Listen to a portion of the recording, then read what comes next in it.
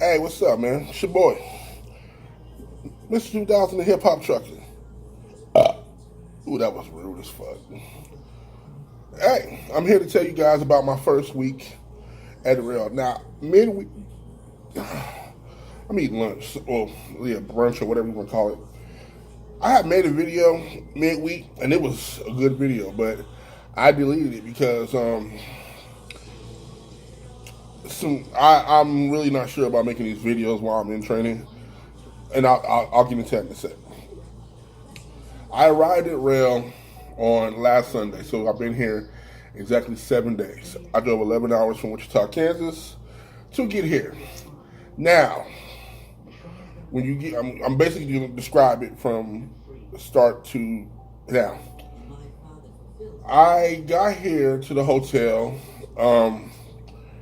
It's a nice hotel. Basically, I'd say about 3 stars, 3-star hotel. The hotel has continental breakfast. They have a restaurant in here. Pretty decent food at the restaurant. It's right by a festival supermarket. There's a Walmart nearby. Lots of restaurants. So pretty much, you got everything you need. I'm in Marshville, Wisconsin. If I didn't say it. You get here Sunday. You check in. Your roommate may be here. Your roommate may not be here.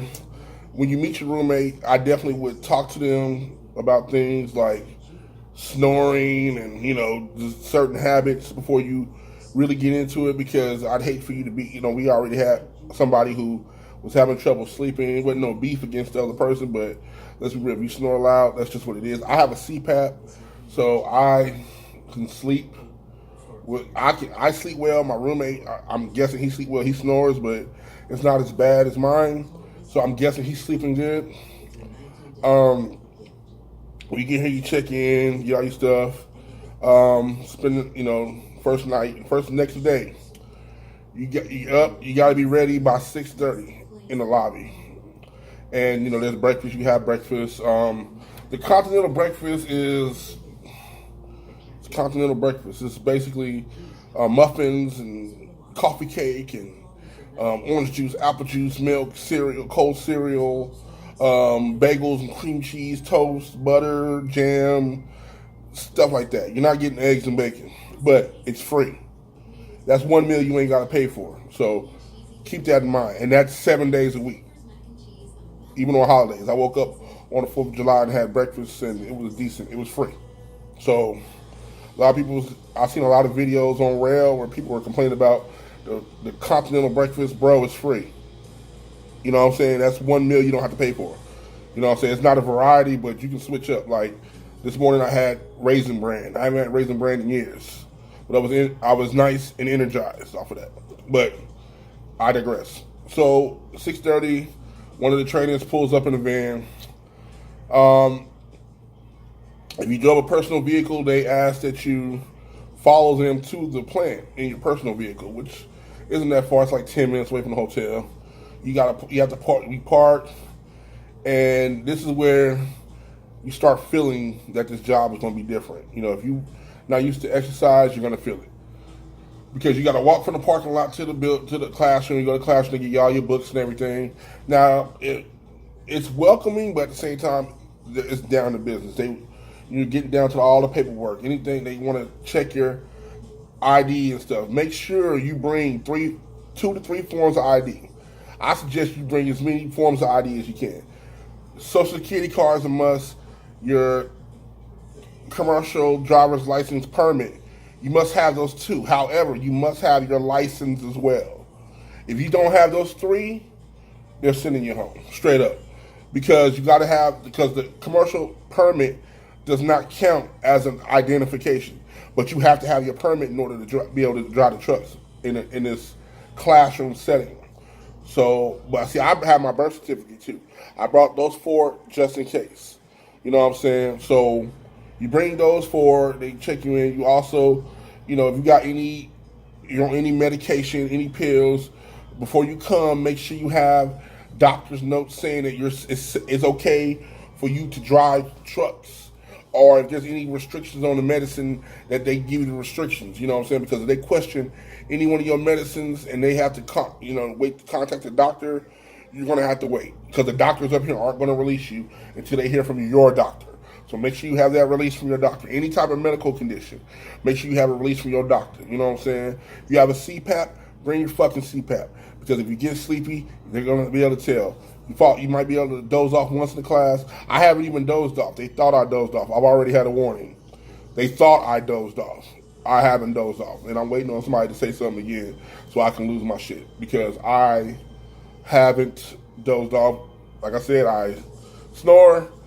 You would have knew if I was asleep. So, but you go through all the paperwork. There's a fitness test you have to take.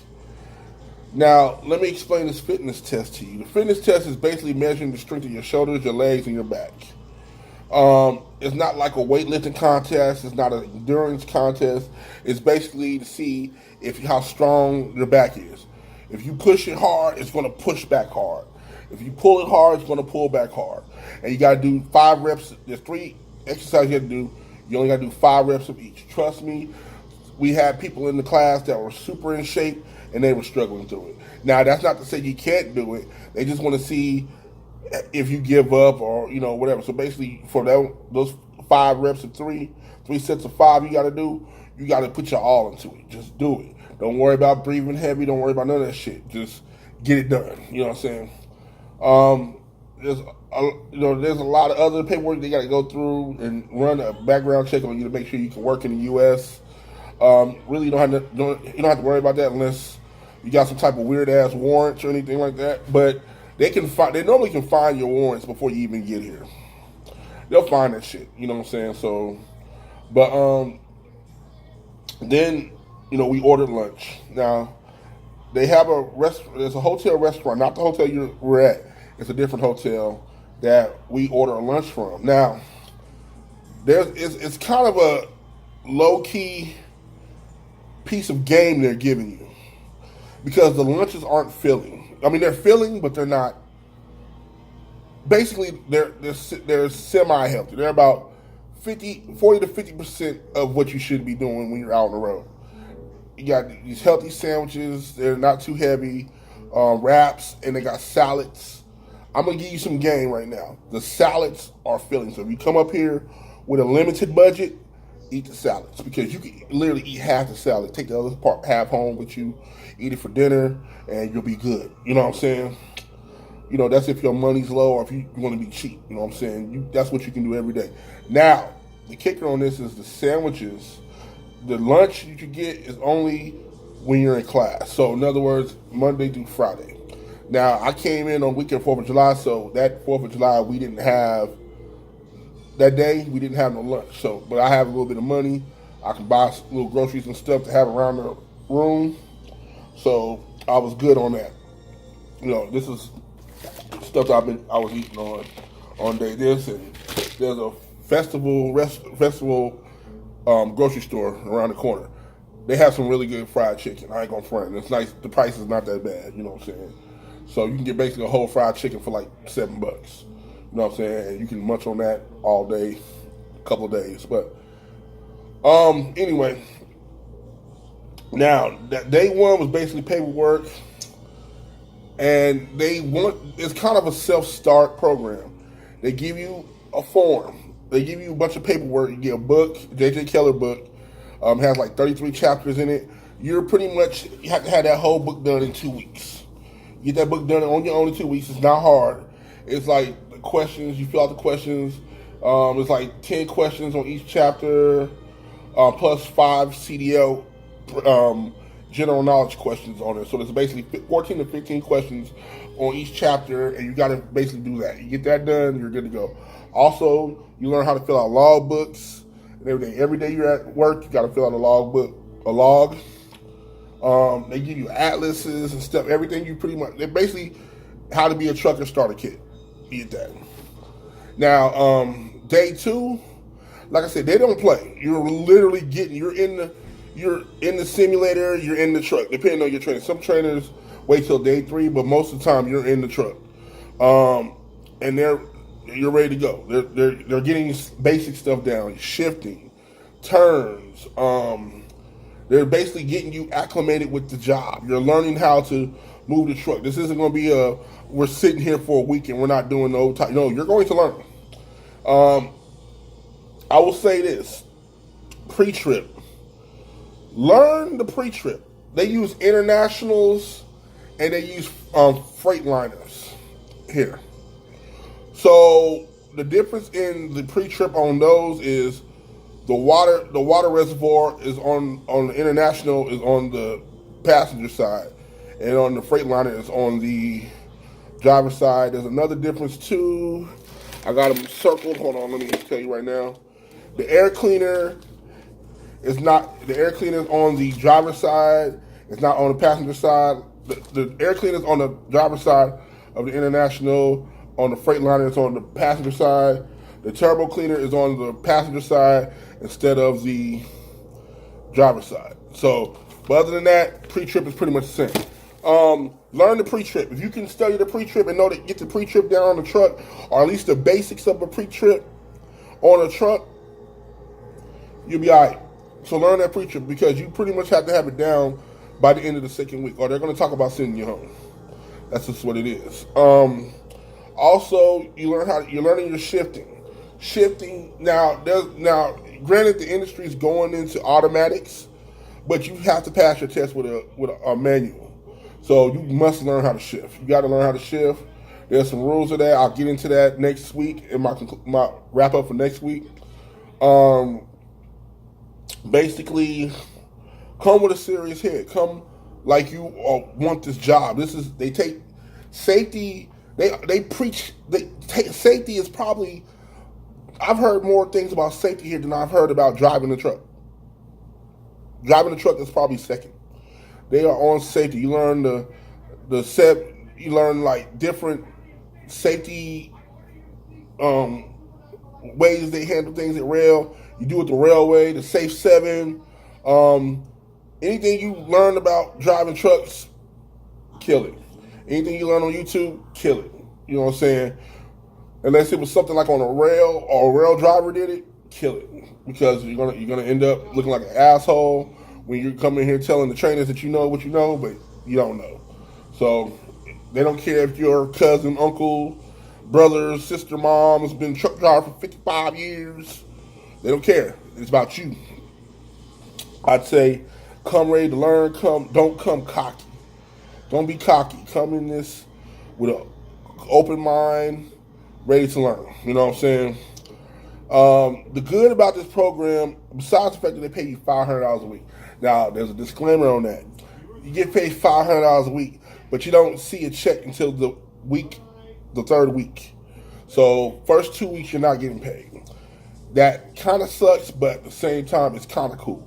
Because what it is if you time it right and you graduate on time, you're going to get a check the third week, the fourth week, when you go home, the fifth week, when you come back for your 19-day drive with your trainer, you're going to have some money on you. So it's cool. You're good. You know what I'm saying? So it kind of works out in a way. You know what I'm saying? It's if you come with not that much, if you come with little to no money, it's going to be kind of bad because you're going to struggle for a couple of weeks. But at the same time, like I said, if you're smart, you'll still be able to eat because Continental breakfast is unlimited and they don't really pay attention to you. So you can throw apples and stuff in your bag and pieces of cake and stuff. And you got people around here that are actually pretty cool. You know what I'm saying? There's actually another group here. They real nice about sharing food and stuff, but don't quote me on that. I don't eat other people's food, so I have my own stuff. So while I appreciate the gesture, if y'all see this, I appreciate the gesture, but I just don't eat other people's food like that. So, you know, what else? Also, just bring some long pants. I don't care what the weather is. Bring some long pants. If you got steel-toe boots, bring some steel-toe boots. Do not bring clothes that you care about. You're going to get dirty. Especially if you're in the flatbed division. You're going to get dirty. Bring clothes that you don't care about. I'd say bring 7 days worth of clothes. They have a washer and dryer on the plant. So if you can get way up to the plant, you can wash your clothes up there. They have computers at the plant. You can do all your little work up there that you need to do as far as any online assignments and stuff like that. Good vending machines. They give you free soap for your laundry. You don't get dryer sheets and nothing like that. You're not that spoiled, but they hook it up. See, I came with my own soap and stuff, but I still use theirs because I brought the wrong soap. I bought concentrated soap, and I didn't feel like measuring, so I just used their soap.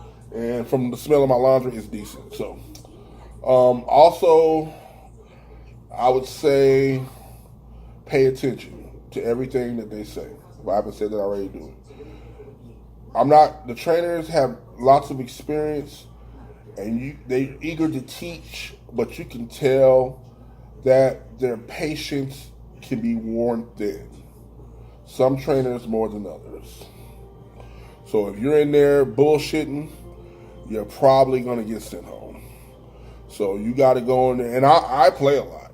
I have fun. I'm goofy, and I love a good joke. But when you behind the wheel of that truck, or you in the truck with your colleagues and they're behind the wheel of that truck, just ride, learn their mistakes, learn what to do, and if you make a mistake, ask about how to correct it. Be on it. Don't sit there. Don't just listen to what they got to say, because they're expecting you to get good after a certain amount of time on the road. You know what I'm saying? They're expecting you, and I haven't even hit the road yet. We've been riding on the lot in the training area. So, but you eventually got to get good. I mean, this isn't a game. You have 4 weeks to get this done. So make sure you study that pre-trip. The pre-trip is long. We're just now getting to the trailer, but the pre-trip on the tractor alone is long. Then you got the trailer, the inside of the cab. Oh man, it's a lot, but it can be done because I'm starting to memorize a lot of the stuff. It's little things I keep forgetting, and they don't trip off you forgetting a few things. But if you can't do 75% of that pre-trip by the 5th day, they're gonna start looking at you. I think I'm at like 70% of it. You know what I'm saying? Only because I have my Class B, and most of it is like driving like the bus. It's just different terminology, but at the same time, I have to learn the terminology. So, other than that, and then we also did a team Roehl training on Saturday. I'll get into that in a second. The good about Roehl, like I said, they pay $500 a week. They're one of the safest companies in the business. The classes are 12, so there's one trainer per every four people. So, like, it's 12 of us, but every four there's a trainer. So it's like a smaller class. It's not like manufactured where they're trying to just push you out. They're really trying to make you learn and be safe. They answer questions. They're real respectful as far as you wanting to learn the knowledge. The bad, I really feel like this program should be 5 weeks because, like I said, some of us, like last week, weren't driving trucks. I drove a bus, but my bus was automatic. A week ago, we weren't driving trucks. You know what I'm saying? And now we're driving trucks. And I feel like some of the trainers, some more than others, they do get frustrated. And you can kind of tell. Now, there's a difference between somebody just totally messing up all the time and somebody making mistakes. You can kind of tell. But, like, if you make too many mistakes, they'll get to talking about, what happens if you don't pass. And basically, you'll be on day 4 with them talking about, you can get fired for this. And it's like, granted, you need to hear that. But at the same time, it's real discouraging. And I was questioning myself a lot during that. Friday, plus I had a little incident where my pants split and they saw my balls and everything. That was kind of gross. But the thing that kind of really implemented, and I really want to thank him for this, we had a team Roehl training on Saturday. And it was an older gentleman named Bob. And I really enjoyed that. He was funny, but he was serious.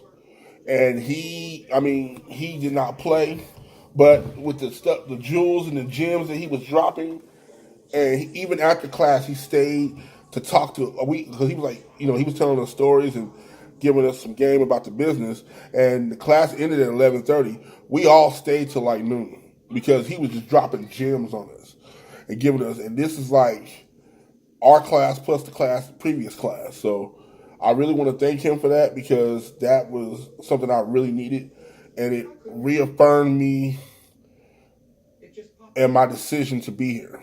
You know what I'm saying? So I'm really looking forward to next week. Well, Monday, because this is Sunday. I'm looking forward to Monday morning. I asked the maids for more coffee cups. I'm coming in there with coffee. I'm about to get on my vitamin regimen. I'm about to be focused because I came up here for a reason. I didn't drive 750 miles to get sent home with nothing. So that's pretty much it for it. If you got any questions in the comments, just hit me up. If I don't know the answer, I'll find out the answer.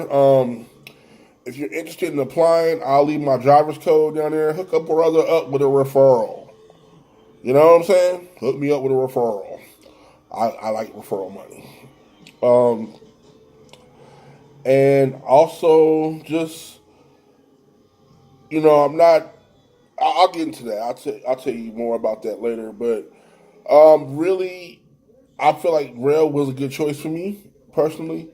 They have different divisions. They do dry haul, they do reefer, and they do flatbed. There's a lot of terminals in the area.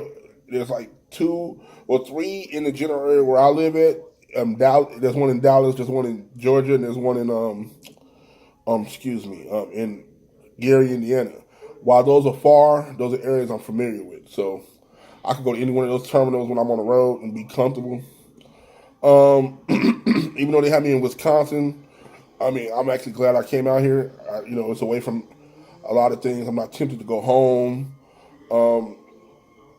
And like I said, it's a pretty good spot. You know what I'm saying? So definitely shout out to Mr. Roehl, and all the staff and everything. So like I said, if you really want to come and do this, I definitely suggest Roehl. They do make you work. They do make you chase the dream. That's what I wanted to tell y'all. They make you chase the dream. It's not like my teammates are texting me. We're trying to get our study session on. They are really trying to. They want you to kind of chase the dream. You got to get your permit yourself. You got to do your medical exam yourself. But they pay for it. But you got to get it done yourself. You got to get here yourself. They don't pay for you to get here. You basically got to do it yourself. Once you get here, they'll take care of you. You get your hotel. They'll feed you breakfast and lunch. Lunch on the weekdays. There's a lot of good programs in Roehl. A lot of good ways to make money in Roehl. There's a lot of bonuses. A lot of things that you could really get acclimated to with this company. As I learn, you'll learn, because I'll tell you everything that I know. I feel like I made the best choice by coming to Roehl. I'm a stickler for business and for what I'm trying to do in trucking. I plan on being here for a long time. So, and not to mention the starting mileage for rookie flatbedders is 42.5 cents a mile. That's not bad for rookies. I don't care what y'all say. So, but anyway, that's all I have to say. Remember, if you want to come on Roehl, my driver code and how to do it is in the description. Holla at your boy. Peace.